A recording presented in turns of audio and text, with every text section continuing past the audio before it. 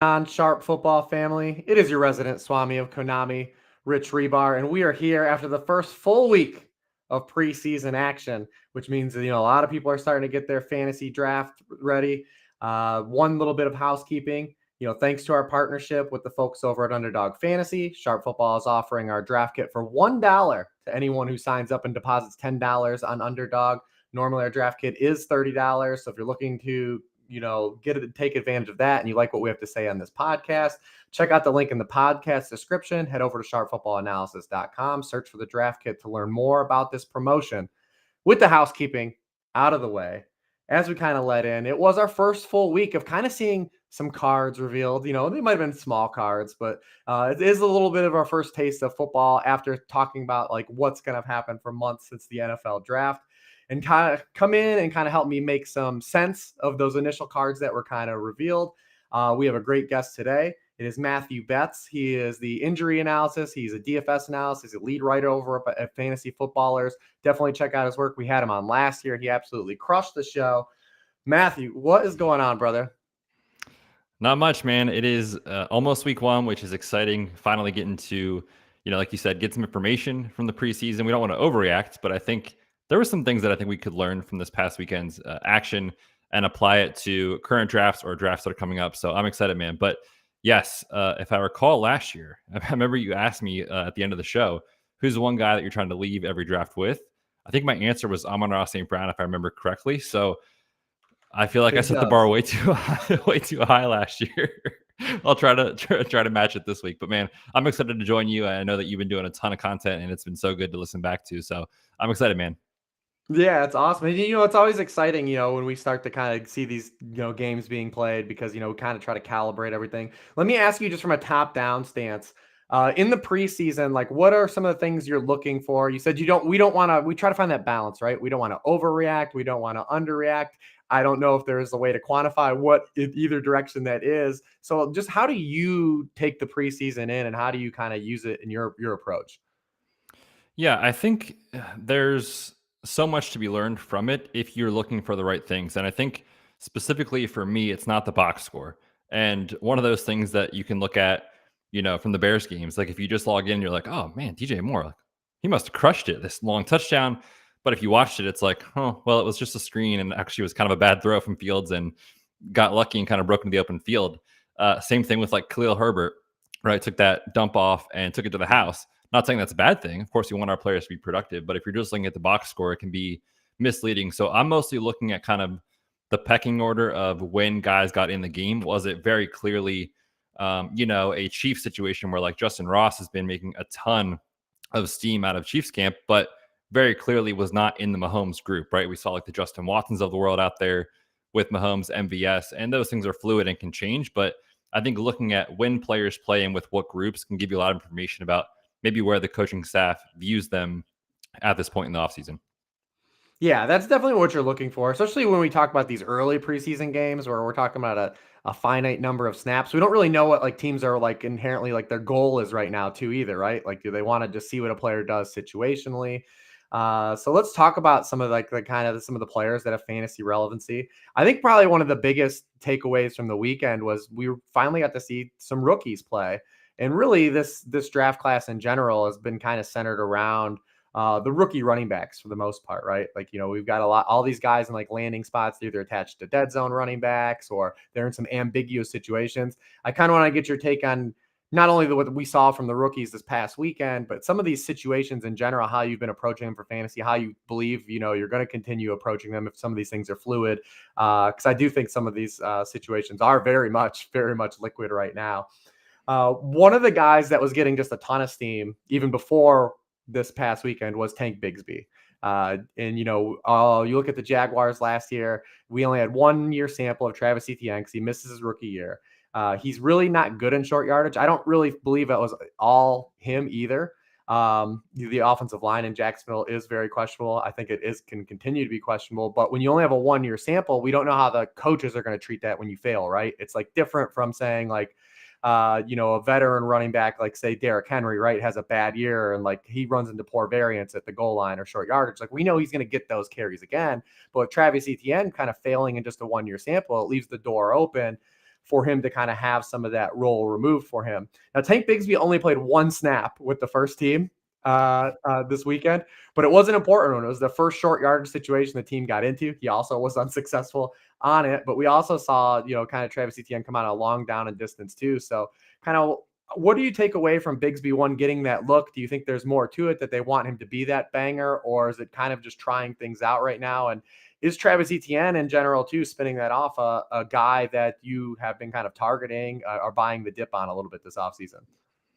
Yeah, and just to speak to that long, third down and distance situation, it was Jermichael Hasty, right, that got in there for Yeah. those snaps. And so, yeah, it's tough when it's such a small sample size, literally of one snap of when Tank Bigsby got in there. But the tricky thing for me is that it sort of does line up with what the team, has been kind of hinting at all off season.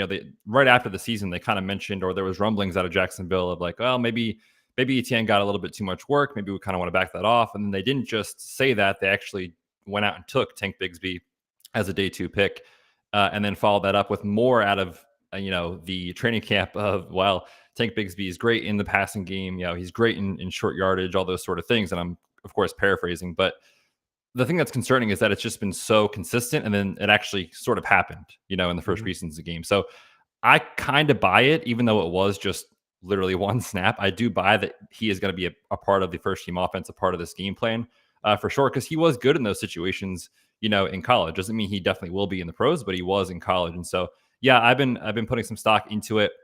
Etienne's a tough guy for me to take, and I think we probably draft similarly a lot of the time, and this is probably different in some home leagues, but when I'm doing a ton of best ball drafts right now, like I'm almost taking one of the wide receivers in the range that he goes. And so it's not that I don't like Etienne, but throwing in the Tank Bigsby thing, plus the fact that, there's just other guys that I prefer over him at wide receiver position. I haven't taken a lot of him so far this year.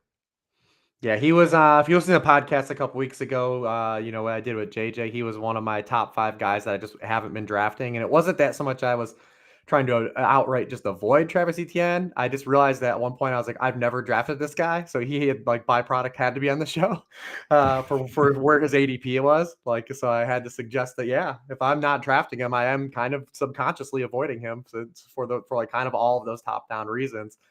One guy I haven't also been drafting this season, but is definitely been getting some steam, and some of the data supports that you should maybe take some swings on him because he is in an ambiguous situation. Is Devon Achane or Devon Achane? We're kind of getting some changes on his name.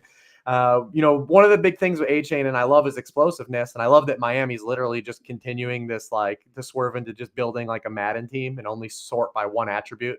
Like, just give us all the fastest players, and we'll worry about it. Like, you just not being as fast as. But he's only 5'8", 188 pounds. Like there was always going to be like this kind of build up to him. And week 1, it's only week 1 of the preseason, but he was behind both Myles Gaskin and Salvon Ahmed. I don't believe any of us believe that's probably something that's going to be like inherently sticky. So how are you handling Achane, and like how are you handling the Miami situation in general? Because he goes well ahead of both Jeff Wilson and Raheem Mostert, but neither of those guys played in that opening preseason game. Right. Yeah. And this isn't too surprising, I think, getting those guys to sit. They've established veterans, been in the league for years. Obviously, Raheem Mostert's, I think, 31 at this point. So not shocking that those guys didn't play. But I think it does tell you, like, Achane's got a little bit of work to do to get up on the depth chart. And I think it is possible he can do that over the course of the season, certainly, especially, given Jeff Wilson, Raheem Mostert's injury history. But you mentioned, like, the build of Devon Achane is not a guy that we typically see get 18, 20, 22 touches in a game in the NFL. It just doesn't happen a lot. And so Achane's been tough for me where he goes, right? He kind of is in that like tier 4, 5-ish range of running backs in the best ball landscape, where like he's kind of going around guys like sometimes AJ Dillon. We got a nice discount on Zach Charbonnet with the shoulder thing that apparently was nothing. Thanks a lot, Pete Carroll. That was nothing. Sometimes AJ Dillon will fall in that range. So I am taking those guys over him, just given the size profile. And at the same time, I know we haven't heard much on it recently, but there was a report that they did have an offer out to Dalvin Cook. I don't know where that stands at this point. And so I've been kind of hands off on the backfield in general, hoping that we would get some news on Dalvin Cook, and then I could be able to react from there and then make my decision. So I've been hands off, and now I'm kind of worried. Like, am I missing out on some of this discount because a lot of these guys are starting to go a lot later with the Dalvin Cook rumors that were out there, a couple weeks ago. So I've been mostly hands off, honestly. I don't have a lot of either three of these guys in the Miami backfield. Yeah, I've dabbled a little bit on A-Chain. The guy I draft the most is Jeff Wilson, just because of Same. when it was him and Mostert, he was. But I still, it's so hard because, like you said, they've been sniffing around Dalvin Cook a little bit, and Dalvin Cook's still out there. We haven't seen any of these veterans sign. I don't know if we're waiting on injuries or it's just a monetary thing. Like And dude, they're Kareem not. Hunt's like flying all across the country Yeah, with every literally a team. tour. And I thought for sure out of all the guys that were available between, him, Fournette, obviously Dalvin, and Zeke, that, kind of Hunt would be like kind of like the last guy on a lot of teams' radars, right? Yeah, That he kind of looked like kind of the most skeptical of all the guys. Then you factor in his, off-field history that he might not make it. But I guess all those guys have a little bit of off-field history too, if you think true. about it. But one of the other guys that we saw kind of buried in, like I said, week 1 preseason, we don't need to go to jump to conclusions, but it's in a very ambiguous situation. And you brought up Khalil Herbert. Khalil Herbert played every first team snap that Justin Fields was in. We saw last year when the Bears had David Montgomery and Khalil Herbert active. It was always David Montgomery for 2 drives, then Khalil Herbert for a drive. And they kind of rotated a 2-by-1. And that's what we kind of saw week 1 of the preseason, where it was 2 drives of Khalil Herbert, the starters come out, and then Deontay Foreman was actually ahead of Roschon. And then we saw Roschon Johnson get some work in the second half of that game and in the second quarter. Not that he can't, leapfrog a guy like Deontay Foreman at some point in season, but does this change anything for you in this backfield? I don't know how you were handling it before. You can kind of go over that. And does this elevate maybe a guy like Khalil Herbert, who was a guy that wasn't used as like a 3-down player at all at any point last year, except for the games David Montgomery wasn't available, but is an explosive runner. And even going back to college, just a huge spike gain player. Like what he did, it was just a dump off, like you said, but like he's a guy that creates, splash plays in the run game and when he can get the football into his hands. So how are you been handling this Bears situation this offseason?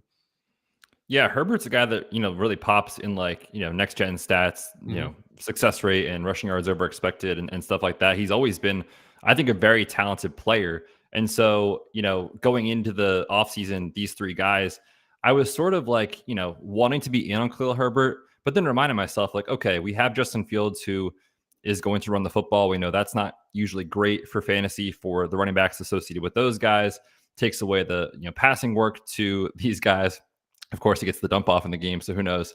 But those 2 trends kind of working against Herbert, and I've kind of been like, I'm not sure if I really want to buy in. But at the same time, like you said, we need to be careful about what we take away from the preseason. But the fact that he did play every single snap with Justin Fields, I think tells us, at least as it stands, he is going to get the first crack, I believe, to lead the backfield. And so factoring in the talent, everything he's done from, his analytical profile, and the fact that it does seem like he is the RB1 currently, I'm going to be taking a little bit of him, I think, to try to get some exposure to him, mostly in these best ball formats. I still Mm-hmm. just, really struggle to see the ceiling given the lack of likely receiving work that he should see over the course of the year. But I think for best ball formats, like, he'll have some select weeks, and I think that's totally fine. So I think I want to be in on Herbert currently where he goes. I did just do a draft this morning and he went like in the 8th round. So that's a tough sell for me if he does get up to that point. But at his ADP, I'm comfortable taking some shots there. Yeah, Herbert's a guy I've always kind of thought of this offseason as being like an arbitrage version on J.K. Dobbins, because you factor in like the mobile quarterback, the lack of targets, a big gain type of runner. That I've always like kind of handled him that way. So I've always kind of just monitored where he goes. And the Bears have such a light schedule. I've been trying to get like some sprinkle exposure to that offense, but obviously Fields goes where he does. DJ Moore is kind of in like a hodgepodge area of wide receivers that all kind of look very similar. So I don't always land him. So Herbert's a guy I've been kind of dabbling in, but I agree with you. I think when we get into kind of the throes of like the week to week stuff, the weeks you don't get a touchdown from him are probably not going to look that great. So we definitely keep that in mind. As much as him being a splash play runner, it's kind of like I said, like that Dobbins corollary, right? Like, big swing player, spike week player, but the floors are going to be low, especially if you're in leagues that reward receptions at any level, even half point PPR. One guy that does look like he's going to catch some passes. He was listed as the running back 3 in the depth chart for the game, but he actually started the game. Was Tyjae Spears. Derrick Henry didn't play, obviously, and we know Derrick Henry is going to do his thing, right? He's not a guy that shared a lot of work over the past few seasons, but we know he doesn't play long down in distances. This team invested into Tyjae Spears with moderate draft capital. We know that Derrick Henry is now 29. He's going to be 29 this season. This is a team that potentially could not be great, maybe doesn't have a great offensive line. If any of you watched that preseason game, I know it was like the second team largely of the Titans, but like, I mean, they had 34 dropbacks and give up 8 sacks. Like this is a team that they have our 32nd graded offensive line. Like could be something to worry about. But Tyjae Spears is I don't want to lead the guest here, but Tyjae Spears is a guy I've been like as a handcuff guy. Like maybe if something were to happen to Derrick Henry, like he's a guy I've been really sprinkling in. Like where are you at with Tyjae Spears and lead into that, is Derrick Henry someone that you've been buying the dip on because he's in the 3rd round this year, and a lot of people love that. Yeah, what's funny is when you were talking about the offensive line thing, like I tend to get a little worried when I see rankings of certain position groups and it's kind of like a one-off. But like you guys have him at 32. Brandon Thorne with Established Run has him at 32. I think PFF had him in the bottom 5. So like there is a consensus that this offensive line is a big time concern. And so I think just in general for Spears, like that's a knock on him and Derrick Henry.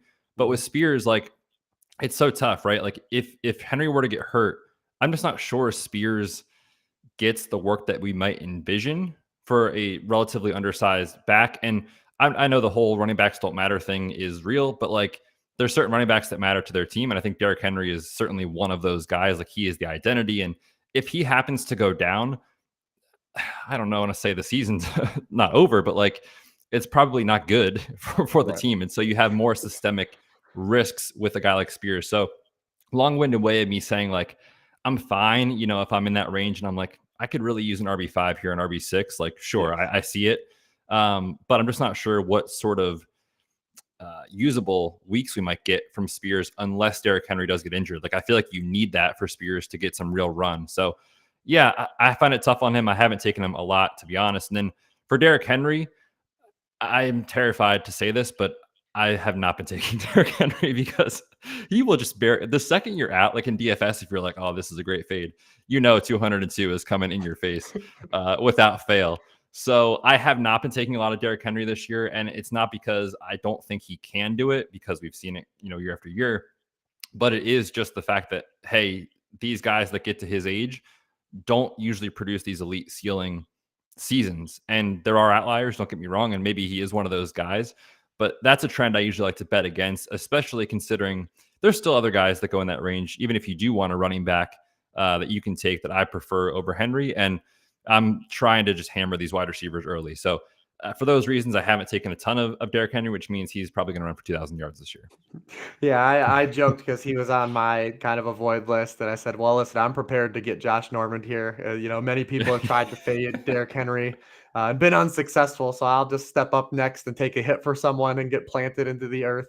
But for me, it's just like you said, it's just all the variables combined, right? It's not one thing with Derrick Henry. It's not just age. It's the age plus the offensive line, plus it's the rookie running back, plus it's the team. What if they're bad and they want to take a look at one of these quarterbacks? It's more like, to me, it's just all the variables in one versus the outcome of the Titans overachieve, are competitive, and Derrick Henry's as efficient as he's been. Like it's like I see one path for him to like really hit, and I see like 4 or 5 different paths where like it pulls away from it. And to me, like when they're just all adding up all the variables like that and not just one thing, it kind of pulls me in the other direction. Talk about being pulled in a lot of directions here. Last week, before the preseason games even started, we kind of got like a late report from a Philadelphia beat guy. And we can argue the credibility of it, but the report came out that Kenneth Gainwell was going to be the feature back for the Eagles, that he had been operating as the clear lead back for the Eagles, throughout the crux of this camp. And then come week 1 of the preseason, he doesn't play. Boston Scott doesn't play as well. Nick Sirianni comes out after the game and says, I like to get my guys hits. Swift and Penny will probably not play next week, and it will be Gainwell Scott. But how do we take in like all this new information that's gone on with the Eagles? How have you been handling the Eagles backfield? Because top down, we know this team's going to run for a ton of yards and create a lot of rushing touchdowns. Even with having a mobile quarterback, their running back carries, in the money zone, were still there. Even with the tushy pushy and Jalen Hurts getting pushed to the end zone, there's a lot of touchdown equity to be had here. Gainwell guy that, and Gainwell and Swift, like guys that catch passes. Is that going to be limited here?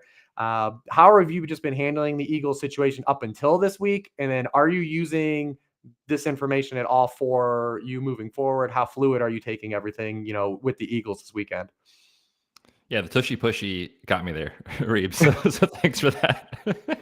But yeah, as far as the Gainwell thing, like I had been taking a ton of him before this past week, thinking to myself, like, okay, I can see the case against Penny, I can see the case against Swift, but this team does like Kenneth Gainwell, and I think we saw that down the stretch. We saw it a little bit in the playoffs where we saw his usage and his playing time really take an uptick.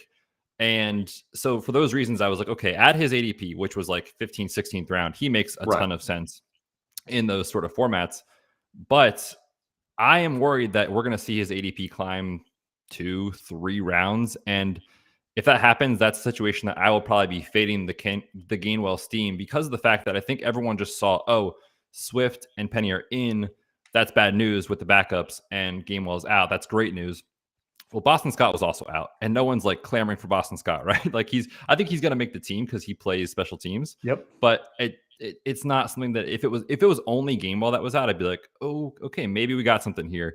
But Boston Scott also, and then the quotes from Sirianni after, like, kind of told us like, don't read into this too much. We need more information. Is kind of how I'm taking it. So long-winded way of me saying like I loved Gainwell where he was. I probably will not like him where he's about to go. And if it does present a nice dip in ADP for the Rashad Pennies and DeAndre Swifts of the world, who I hadn't been taking a lot of, I'm definitely happy to balance out those exposures a little bit and get myself some Rashad Penny and DeAndre Swift.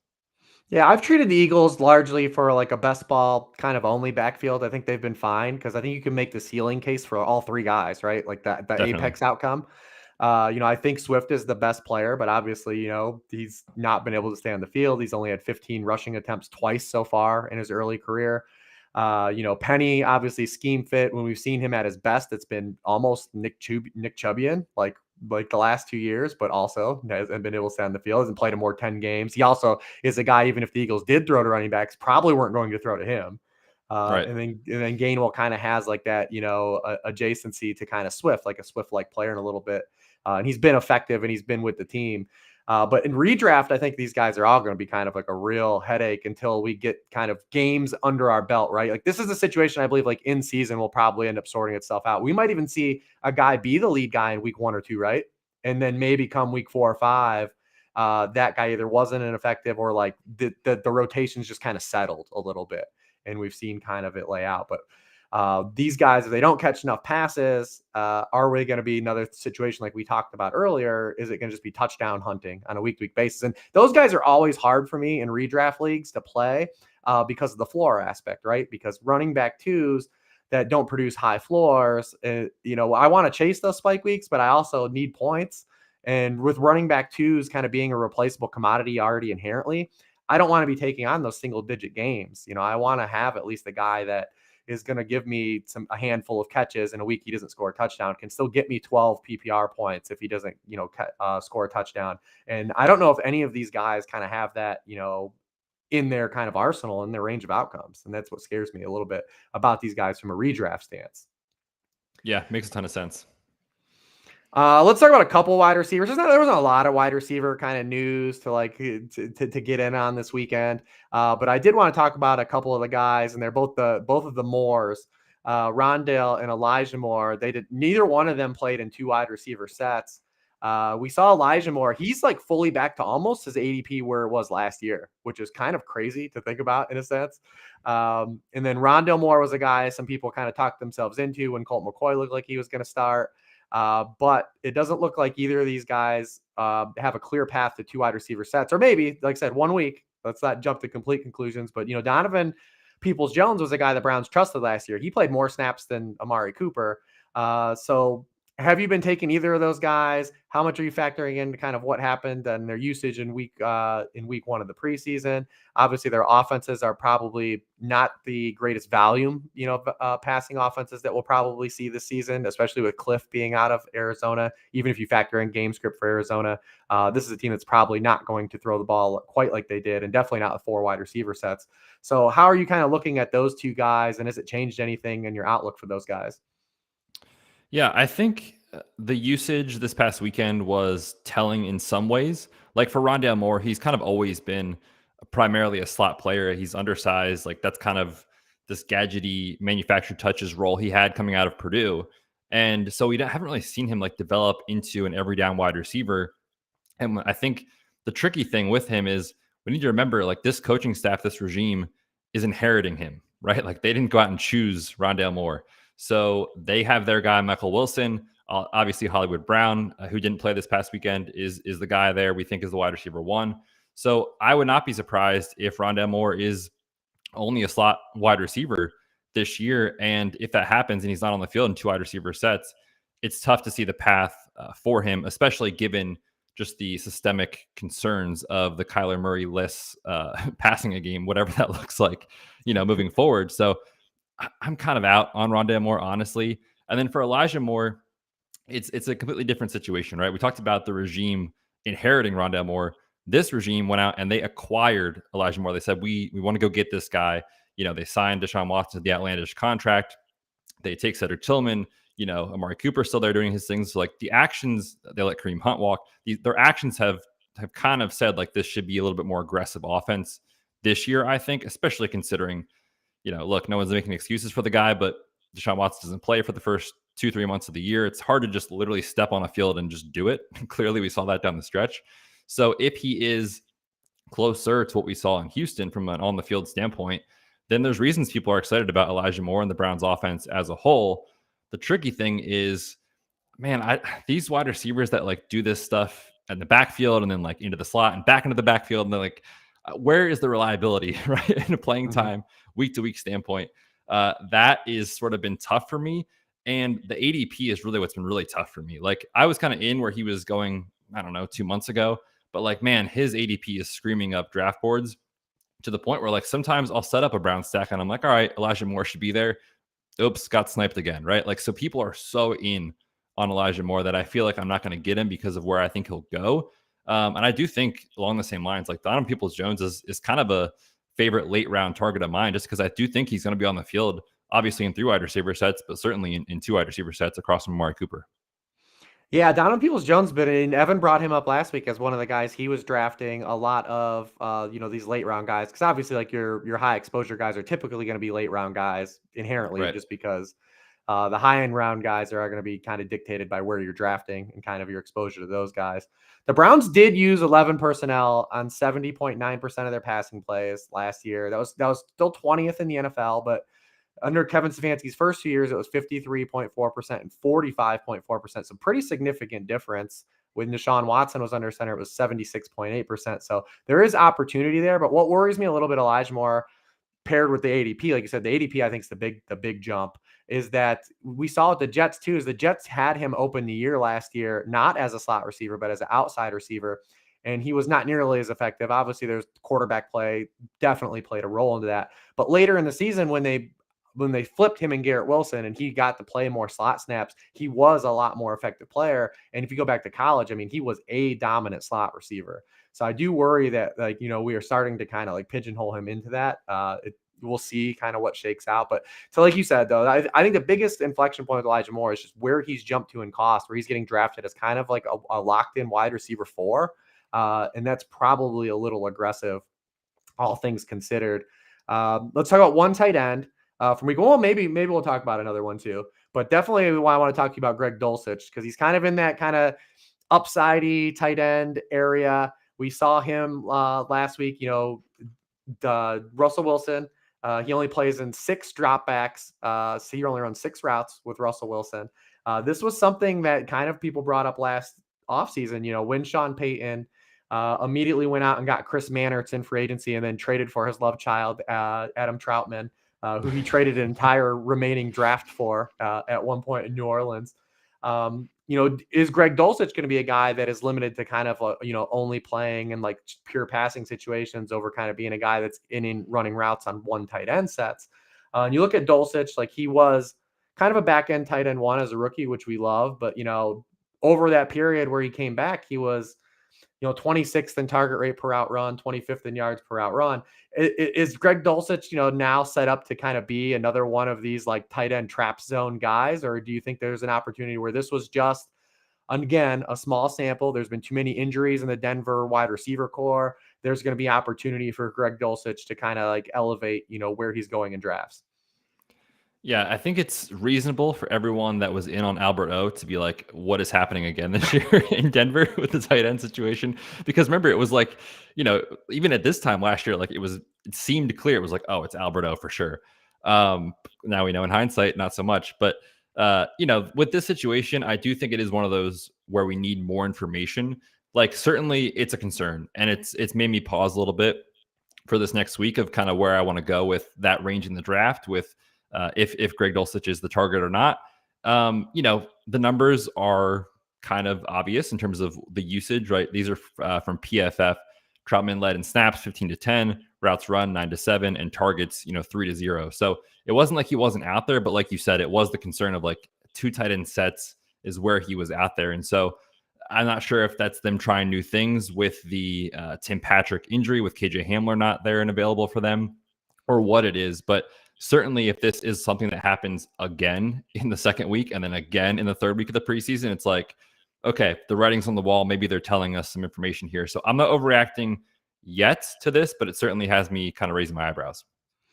Yeah, I mean, who amongst us hasn't chased a tight end in that area of the draft? Young, athletic tight end that can get some vertical targets. Like you said, Alberto last year. I mean, everyone, If you play dynasty football, I mean, you've got 30 of these guys on your resume probably. I've got plenty. The Rob Hauslers of the world. Oh man, that's a name. Yeah, absolutely. Kind of looking at some things that happened this weekend. Did anyone else like stand out to you? I know there was a couple. Obviously I'm not gonna pick out 45 players and talk about them all. I thought those were kind of some of the highlight guys. Had some like kind of ADP inflection points. But what else kind of stood out from you from this weekend? And you can take it negatively if you want as well. I feel like being positive today, Hribar. So that's what we love. I'm a glass half full guy too, so I like to hear it. I love it. Yeah, I was very unsure about who this RB2 would be in Minnesota. And I think I'm still a little unsure, but I'm starting to get more sure, if that makes sense. And the reason I'm still a little unsure is because after Ty Chandler looked very good, especially as a receiver, and the numbers in the box score, like if you look at his kind of yards per carry numbers or anything like that, it's not going to blow you away. But if you actually watch some of the game, like he was making the first guy miss almost every time he touched the football. And as I said, as a receiver, he looked very good. So he'd be the bet I'm making right now if I do want to take the RB2 in Minnesota, especially as like a round 17, round 18 guy for best ball formats. Whereas before it was like, okay, maybe it's McBride. We don't really know. McBride was kind of iced in this game. And then the other thing that was like a little bit, surprising, I guess, after the day after that all happened, Kareem Hunt is there on a visit. So I don't know. I'm not sure what that's about, if they're just kicking the tires and seeing what the asking price is or what. But I think, if Hunt doesn't go there and they don't sign a veteran, I'm watching to see if Ty Chandler continues to get RB2 usage behind Alexander Mattison in this second preseason game, because he looked pretty awesome in his opportunities last week.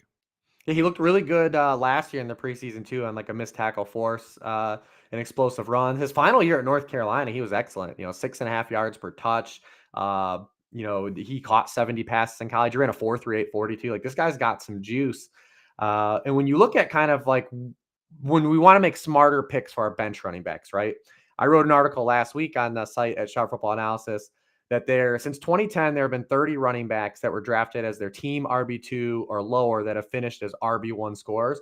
22 of those guys were attached to a running back that was selected in the dead zone. Running back 13 through 24, RB2s. Just 6 of them were attached to RB1s. Handcuffing RB1s like typically has not worked out. And that inherently makes sense because you brought it up about when I brought up Tyjae Spears. These guys don't get the workloads that those guys have. Like those special running backs that we're taking in round 1 are there for a reason, because there's a finite amount of those guys. And, Josh Kelly's not going to come in and be Austin Eckler, right? Like he's not going to get that role. And you kind of go down the list. Tyjae Spears isn't going to be Derrick Henry. So that it makes sense. But these dead zone guys are the guys that have been kind of wary. Like you want to get your exposure to actually making better handcuffs with upside. Last season, Ramondre Stevenson was in that bucket. Tony Pollard was in that bucket. If we expand that, there have been another 55 running backs that have been an RB2 or better that were their RB2 or worse on their team getting ADP. So that gives 85 total guys in the sample, 6.5 per season over that. And you look at them, 74% have come to attached to running backs that were taken RB 13 through 36. 44 of them, which is 51.2%, have come to dead zone running backs. So this is how we always talk about not avoiding the dead zone, but use the dead zone to your advantage. We kind of don't really know for sure if, the Vikings are going to roll a Ty Chandler, if they do sign Kareem Hunt, but if they don't, it elevates him. We don't know who the RB2 kind of yet is in Cincinnati or even really in Arizona, but you've got guys like David Montgomery, Tank Bigsby, Zach Charbonnet, you brought up earlier in the show, Gus Edwards, Chuba Hubbard, Kyron Williams, even. Like these are guys that are all attached to dead zone running backs right now. And if you want to make more sound dead zone draft selections, that's how you make the dead zone work for you instead of against you. So I love that Ty Chandler, kind of call right there. And he kind of stood out to me a lot last week because we have Alexander Mattison right there as kind of that dead zone-ish running back, right? A guy we've made a lot of mistakes on. Yeah, One thing where are you at on Madison? Are you in or out right now? Because I hear the argument for both sides, and every time I hear it, I'm like, that makes perfect sense. And so I feel like Yes. I'm just like stuck on him currently. He's a guy I kind of like. Projections and rankings are going to show him well because he plays we don't really have there's a lot of ambiguity behind him. Obviously the team signed him. He can play 3 downs. He's a big back. But also he looks a lot like a lot of dead zone running backs who made the mistake of drafting before. My biggest pull away from Alexander Mattison that makes me bypass him, and I've gotten some exposure to him just because the Vikings have a really easy schedule. Like, they're in a division where they could score points. So like, I want to have some in case I'm just completely wrong. But the argument for Alexander Mattison never starts with Alexander Mattison, the player. It always Right. starts with, and so anytime that's ever happened to me in fantasy football, like I can trace back a lot of mistakes I make in fantasy football, but the most often one I make is trying to predict a player's situation when the player maybe hasn't shown us he's good. And that anytime the argument for a player doesn't start about the player himself, to me, that's always a red flag. It's like, all right, there might be a lot more fragility here than let on, because we're very bad at, predicting usage, right, on a team level or predicting team success. We've gotten a lot better at it, but especially in these situations, that's why ambiguous backfields have become such a hot zone, right, for guys hitting. So my biggest kind of detriment into why I pass on him more than I select him is that I never start the reasons for taking him with the player himself. Totally. Makes a ton of sense. And I feel the same way. I was just hammering Madison when he was in like the 80s and 90s. And now because of that, I like have this idea in my head. I'm like, well, I can't take him now. Like I can't take him in the 5th round or, late 4th. Sometimes he'll go there. So yeah, I feel like I was like very excited about the price I got on him, but now I'm like, man, that might not even work, right? Because now he's in that dead zone and he kind of has that profile. So we'll see on Madison. Yeah, and he's not a guy like we have to just like fade because of closing line value, because obviously there's new tournaments and stuff that open up. Right. So, like these new tournaments that open up, like they're starting with Alexander Mattison already priced in where he's been going. So eventually, people have to make decisions on that. Like, do you want to continue to get exposure to him? What kind of builds does he fit? Because like I said, I mean, there is like an opportunity here where like maybe he does, like maybe he's not really efficient, right? And he does kind of luck box his way into 40 to 50 catches and scores 6 to 8 touchdowns, and he's kind of okay. And you're taking on those spike weeks, even if it's some volatility.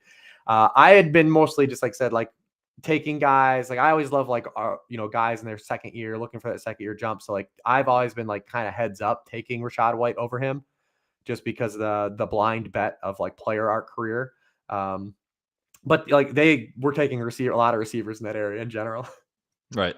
I was gonna say it always comes back to that, doesn't it? Yeah, I mean the meta kind of forces you in these home leagues. We might see a shift, right? Like I always tell people, like your home leagues may not be drafted. Like we've been drafting on underdog since February. It's obviously a sharp group, but we've seen kind of like even on DraftKings, some of the FFPC stuff, like you're already starting to see when you move away from underdog, the board starts to look a little different. And I think it's definitely going to look a lot different in home leagues that traditionally people will like taking running backs, right? So they will go, Totally. I think, inherently a little higher in home leagues, especially guys that people, like I said, people look at it and they'll say, well, this guy has no competition. I'm just going to take him. That will happen, I think, often in your home leagues that, you don't have everyone with their heads down into the spreadsheets. Evan would say the spreadsheet socialists. Yeah. But one of the things that you're great at is obviously your injury background. We did an injury show last year. I did do an injury show this year, unfortunately, without you. I'm sorry. But I'm still not going to waste this opportunity to get your thoughts, especially because that injury show was done a few weeks ago with Edwin. And, now we're a few weeks closer to the season. I kind of want to get your opinion on a couple of these guys. I'm not going to go over the full list that we did, but let's start with Javonte Williams. Sean Payton came out, said he's 100%. Edwin kind of walked us through the history of that injury. But how much is Javonte Williams now trending positively for you? Are you still very cautious? Like, how are you handling this, and how should we be handling it? Yeah, that's the $1 million question, right? If we could predict what's going to happen for Javonte Williams, I think people would be either smashing the draft button or running as far away as possible. And the tricky thing is that, we want to be held to our priors a little bit on the injury and specifically just talking through it. Obviously, I'm sure Edwin did an incredible job of explaining it, but it is a massive injury. And it's not just like, oh, sweet, ACL, no big deal. Like, he's recovered. Like, it was a very, very big deal. But thinking back to like the J.K. Dobbins comparisons that were out there in, May, April, like clearly at this point last year, there was video of Dobbins like limping in practice. Like, there's been no negative news on Javonte Williams. And I'm not saying that we always want to take it as 100% fact, but there's no like bad vibes currently. And so I think you have to just remind yourself, like, we're getting a positive, steady drumbeat here of news over the last 3-4 months for Williams. And so I have definitely shifted a little bit in my thought process. Whereas before it was like, man, back in like March, April, as we were really being sickos on Underdog, I just wasn't taking him because I was like, man, I don't know about this. But now we're getting a lot of positive news. He's going to play in the preseason. We'll see about that and what his usage is. But just to speak to that, like, to me, that's a massive factor in his recovery. These guys that come off major injury and just don't get any preseason action, I think sometimes we forget, like, that matters so much, not only just for like acclimating back into the scheme and getting used to his new offensive lineman and the, whatever, but like just psychologically, like, it's going to feel good for Javonte Williams to go out there, take a few hits, avoid contact, whatever, and then like get out of the game and be like, I did it. Okay, I crossed the next hurdle in my rehab.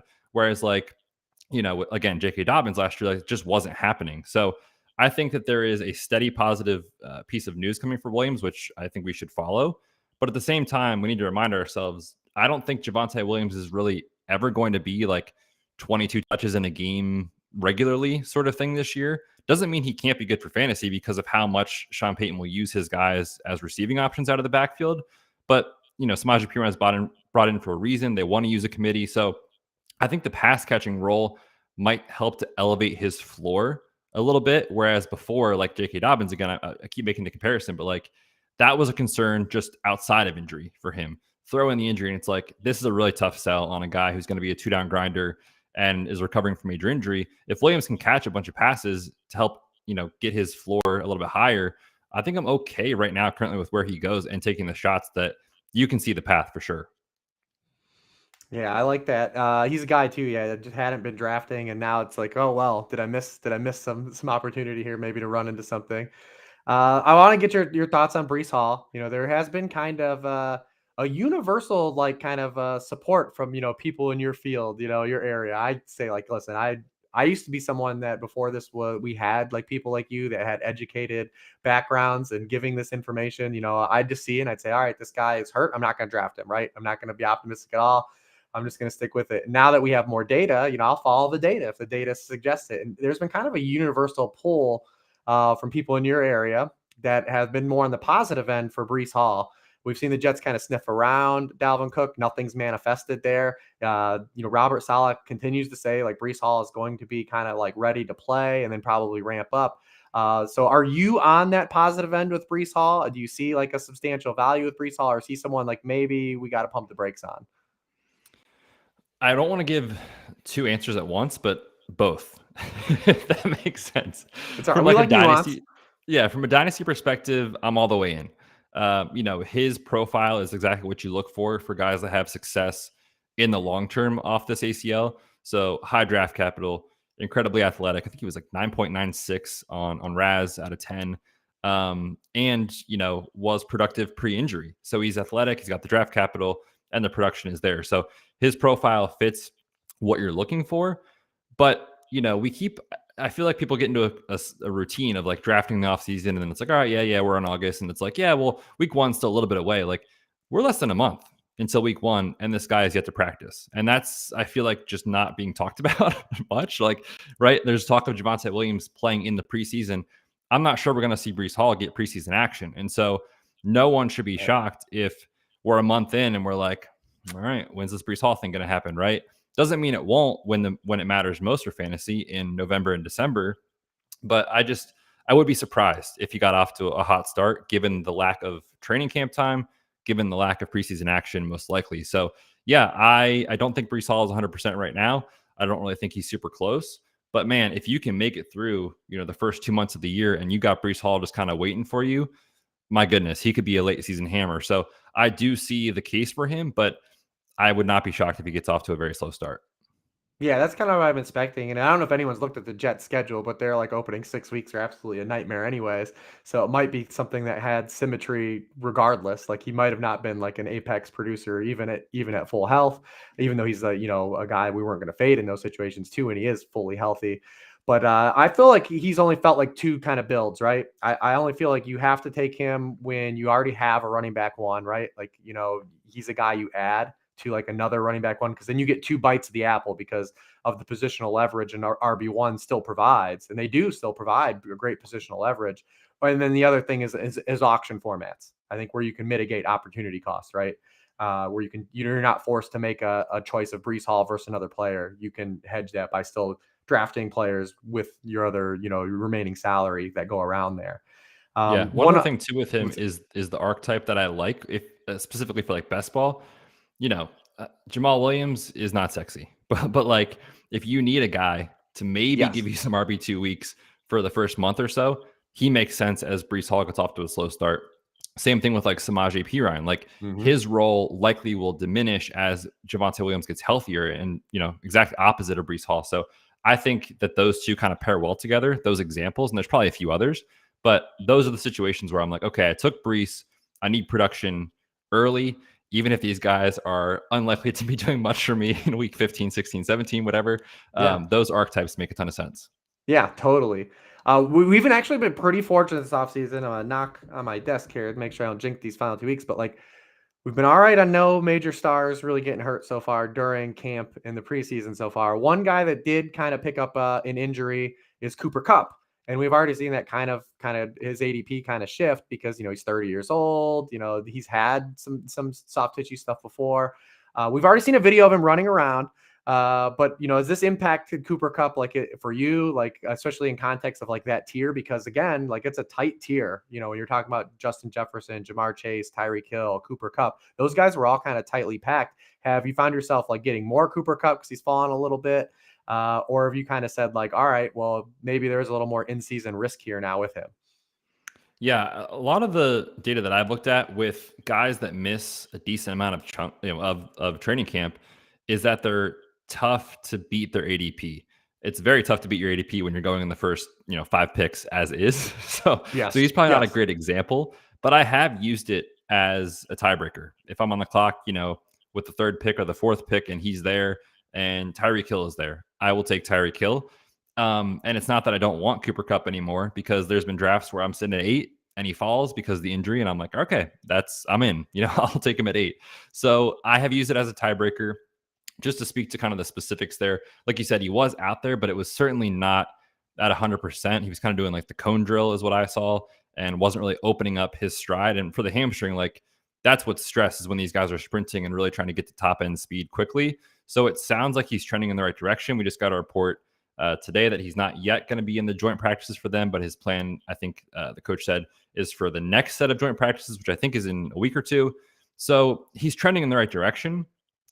The tricky part is if you're drafting today, I'll use it as a tiebreaker. But if we get, positive news over the next 2 weeks and he seems to be recovering and they've handled it well, not rushing him back, those sort of things, then, we get to like early September when some people do their actual home league draft. If he's fully healthy, I'm totally fine to then take him, in that top 3, top 4, wherever you have him in your rankings. Yeah, I like that. I mean, anytime you see that guy in that age apex, he's got that hamstring, preseason. Players, guys, gamers have drafted, Keenan Allen before, Mike Evans used to do this. Almost felt like every preseason, Mike Evans would have Right. some kind of hamstring entering the year. Yeah, I like that though. Definitely, those are kind of the guys. Hopefully, we said fingers crossed we get through kind of these last 2 weeks of games, and we don't have any major things to kind of calibrate and adjust or crater any drafts that we've already done. But one of the other great things about you too is that you don't just do injury stuff, right? So I only had to use you for a small part. We got to talk a lot about football. You've actually written an article that just came out within the past week. 25 things you learned from the projections that you've done over at Fantasy Footballer. So we won't go through them all, but I did want you to give you an opportunity to kind of promote that article and talk about some of kind of what your favorites were that were illuminated throughout your process. Yeah, for sure. Just to speak to the projections themselves, I wish I was in the spreadsheets doing these. These are actually from Andy, Mike, and Jason from the Ballers. These aren't necessarily my projections. I'm not necessarily the spreadsheet socialist per se, but I was in the spreadsheets looking at their projections, and I did this article last year. It was very helpful to have a few takeaways as to kind of what we think might happen, and really. It's tough when like you have player takes and you look at ADPs and you're like, oh, I like that, or I'm not into that. But then when you look at numbers, it's like, is there actually a path for this to happen? Or is it just me, hoping it does because I like this guy? And so the couple things that stuck out to me, were TJ Hawkinson's projections, which were strong, but for a guy that goes where he goes is kind of this like second or third tier, whether or not you have him with Mark Andrews or whatever. He sort of is a guy that's been a tough bet for me given the numbers. And I know that he was awesome down the stretch. When you look at the raw volume with Minnesota, they were in all those crazy shootouts. Kirk Cousins dropping back every single time you look at your TV, he's throwing a pass. It was just wild with what they were doing.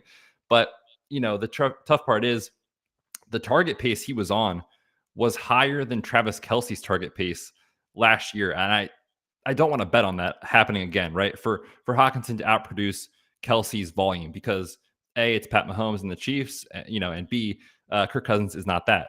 Not saying they're not great. It's just the reality. But the other thing is the Adam Thielen piece of it, right? Where, look, Adam Thielen was incredible for fantasy. He was always a value, remember, for like the last 4 years or whatever. And last year really fell off a cliff from the efficiency stuff.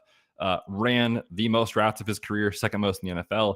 But his efficiency was the worst it had ever been since he became a full-time player. And so Jordan Addison, man, look at the preseason game. Like, I know the catch didn't count, but the toe drag swag was incredible on the sideline. Addison is a talented player. I think those routes that Adam Thielen ran last year will be more productive for Addison. So that inherently, I think, should take some away from Hawkinson. And so when I looked at his numbers, that's a take I had going into it. I looked at his numbers and I was like, okay, yeah, this makes a ton of sense. I'm kind of out at his ADP where he goes. So I think Hawkinson will be a fine pick. I just don't think he's going to be a guy that's potentially going to be a league winner for you. Yeah, I mean, you're speaking my language. I mean, I basically laid out the same exact argument a couple weeks ago for just his price, and I laid it out the same way. Price point, where he goes at a onesie position, especially in this current wide receiver heavy meta that we're drafting in. He's a very tough click at his cost. And in FFPC leagues, I mean, you'll see him go at the 2-3 turns sometimes because they love the purple there, the tight ends. Premium, dude. But yeah, I mean, I laid out all those things. Do you have another one for us, or do you want to tease one more for us? Yeah, happy to talk through just quickly the Washington wide receivers. I've always been a Terry McLaurin guy. I think he's been underrated for a very long time. Please get this man a quarterback at some point in his career before it's too late. But I was surprised to see the numbers really having Jahan Dotson and Terry McLaurin closer than the ADP suggests. And, Dotson, for whatever reason, in dynasty leagues, first round wide receivers are always a hot commodity. I don't know what it was with Jahan Dotson, but everyone was like, 16th overall. Yeah, no, but I'm not into that. Like, he kind of like fell to the back of the first round for no reason, honestly. And so I think Dotson is a talented player. He really showed that down the stretch, earning essentially the same target share as McLaurin down the stretch of his rookie year. And we love betting on these year two wide receivers. So I love Terry McLaurin. You'll never hear me say a bad thing about him. But I think currently, given the ADP gap, I think it's a little too wide. And so this process that I did in this article opened my eyes to say, like, I should probably be taking some more Jahan Dotson this year. Yeah, I like the way you frame that too. I think where McLaurin glows, it's easy to kind of have him lose tiebreakers out to a lot of guys in that area. And if anyone's listened to me, like your 2 wide receivers, man, your 2 wide receivers, invest in them, get as many of them on your bench as possible. And you look at where he goes, Jahan Dotson, that is. I mean, it's easy. I love adding your 2 wide receivers. What's funny is he actually kind of, as you said, he was a first-round wide receiver, and a lot of dynasty gamers were taking Sky Moore over him in drafts last year in the first round, in that back of that first-round area, which is crazy. But your 2 wide receivers are my siren song. I'm going to get as many of those guys as my bench as possible. So like that whole pocket of Jahan Dotson, George Pickens, Treylon Burks, Sky Moore, I'm going to throw those guys on my bench and see what kind of shakes out. And easily there's a path for Jahan Dotson in this offense and his late season success to just be kind of viable, like wide receiver 3-ish type guy and close that gap. I love that one. I love that call as well. I've kept you here 55 minutes. I want to get you out of here with kind of promotion of what you got going on the rest of the season. What do you have going on? What do the footballers have going on? What do we need to know about? Where can we find you here and find your work? Yeah, man. So much content. It's actually overwhelming when you think about it. The guys do their show 5 days a week. So helping, prep them for that. The Ultimate Draft Kit is currently being updated literally on a daily basis. So we're doing all that to get that ready to go for everyone and make sure it stays up to date. And then, as we get closer to the in-season, we'll have our DFS show rolling out 2 days a week. We've got the Dynasty show rolling out once a week. And then in season for our jointhefoot.com members, I do an injury show each week, kind of looking at, what we learned from the week before, practice participation, and then sort of what to expect on game day the following Sunday. So lots of podcasts, lots of articles, but it's going to be a very fun season.